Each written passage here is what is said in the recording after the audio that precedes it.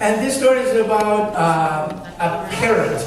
This is a story about a parrot, and I will ask you just to bear with me with the stories. You heard stories about parrot, right? I'm sure you have. This is about a parrot that was acquired by a pastor. And the parrot had a lot of problems in his language. I heard parrots actually speaking and being quite clever in the answers they gave. I don't know if they got used to it or what was the deal, but it seems intelligent. So this pastor bought the parrot, and at a veterinary, they warned him that this particular parrot had kind of a foul language. He took it anyways, but it was less than a week then the parrot started acting up and saying lots of things. Apparently this pastor was not used to hear. So running out of resources, the pastor decided to put the parrot inside of the freezer for a little bit. 15 minutes later, the pastor thought that the parrot learned his lesson. So he took the parrot out. The parrot was not very comfortable and said, "Thank you so much." The parrot said, "Thank you so much, sir. I realized how misbehaved I was. I will never repeat those words, and I beg your forgiveness." The pastor was shocked. And the parrot continued, "Yes, and I have a question for you." "Yes," the pastor said. "What did the turkey do?"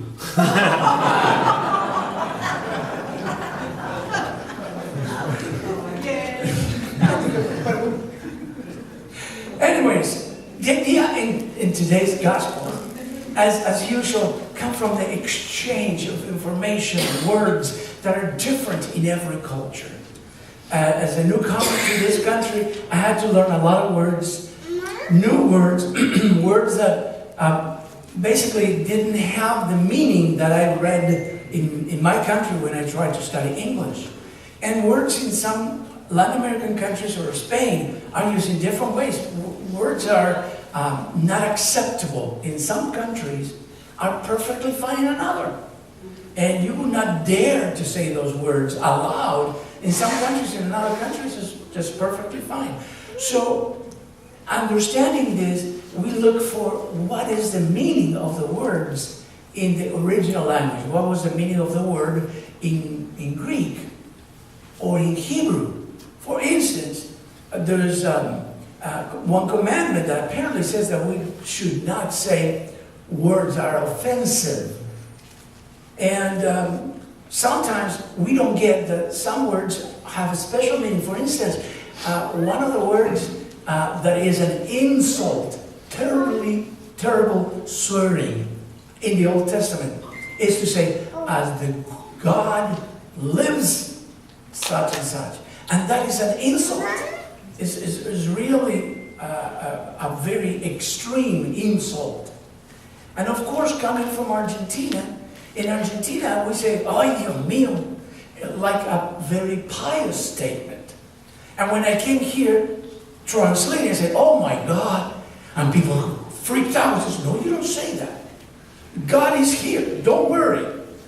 I said, because I say, "Yes, you should never say that because it's not acceptable." So words are acceptable in some countries and some countries are not.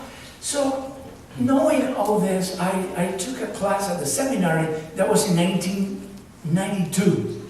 I was sitting with all the other seminarians, and we were taking the book of Philippians.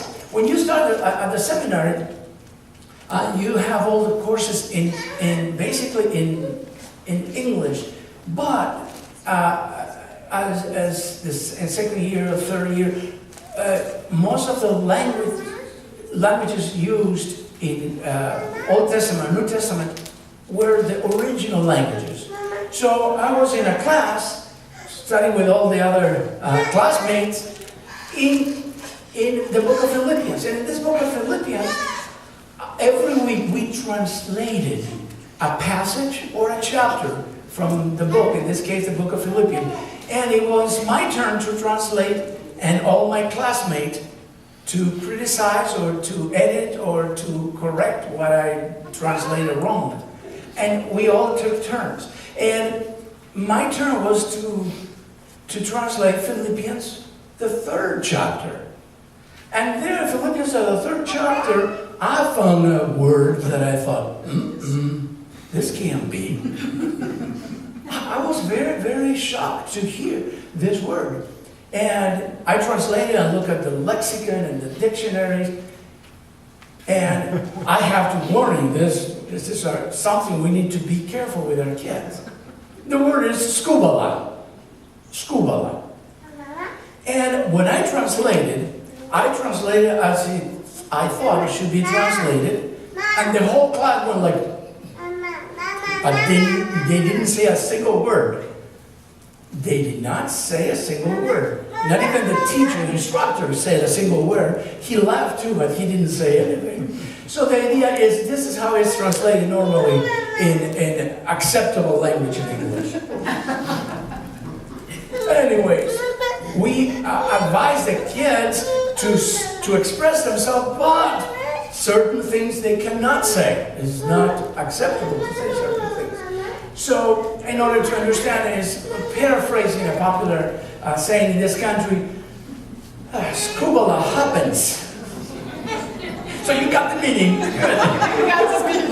I don't have to say it. Good. And it's interesting, in this country they have a lot of words that you want to say that word, but you have an extensive vocabulary saying what you meant, but you did not say, right? You have both those words. But we use that at the seminary when the professors were talking. I said, what did the teacher say? No, professor was talking, skubala. We say that. It was very common. But let's see how this is originally translated in the King James Version.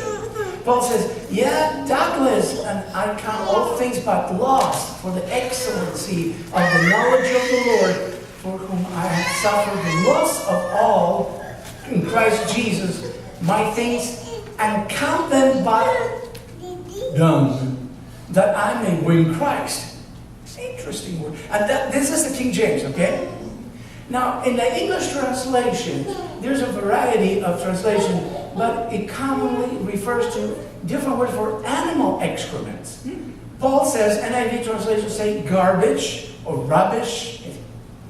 And in the Message, one of the interesting paraphrasing translations is dog dung. Interesting. That's it in the Bible, folks. Lots of fun. Now, what's up? I'm not talking about the app, but what's going on here? What is really the message Paul is trying to convey with this harsh word? If anyone else, he says in that reading, has reasons to be confident in the flesh, I have more. And he adds all the things, all his credentials, all his achievement, everything that makes him above the rest, because everything else he attained. And so the question is a question for you to reflect. You don't have to say it, but think about this. What are you confident of? Like Paul was confident of being a Jew, circumcised on the 7th day, and a Pharisee and all that. So he was proud of that. What are you confident of? What have you done that gives you confidence? The question follows by, what are you proud of? What things makes you proud? Things about all those things. Things about your credentials and your achievements. Your profession, your family, anything that you have achieved, anything that you have gotten into a level that distinguishes you at a higher level. Anything you study, any prizes. You see people put all the trophies on the top shelf, so everybody can see the trophies. Okay, the trophies, the family, the achievements, the bank account, the car you drive, the neighborhood you live, anything that puts you above the rest. And yet whatever gains I have, these I have come to regard as loss because of Christ. More than that, I regard everything as lost because of the surpassing value of knowing Christ Jesus, my Lord. So now you compare what you are proud of, the things that you thought about, your credential, your achievements, to the value of knowing Christ. How you compare these two things? The surpassing value of knowing Christ Jesus, my Lord. That he used that word because he wanted to put the comparison between everything that we have achieved according to the flesh, according to society, according to our neighbors, according to our in-laws, everything that we have gotten into at that level, everything is but lost. And there's where Jesus comes into play, because knowing Jesus, that compared to everything else is scuba. And that's why Paul was compelled to use that word. And so, who is Jesus to you is the big question. Who is Jesus to you? And knowing Jesus, how everything else is not important. Everything else is rubbish. Don't know. You say the word. Scuba. Jesus said in one of the verses in the message, you are worth dying for. Is that how Jesus thinks of you? And in the message in Matthew says, what I'm trying to do here is to get you to relax, not be so preoccupied with getting it, so you can respond to God's giving.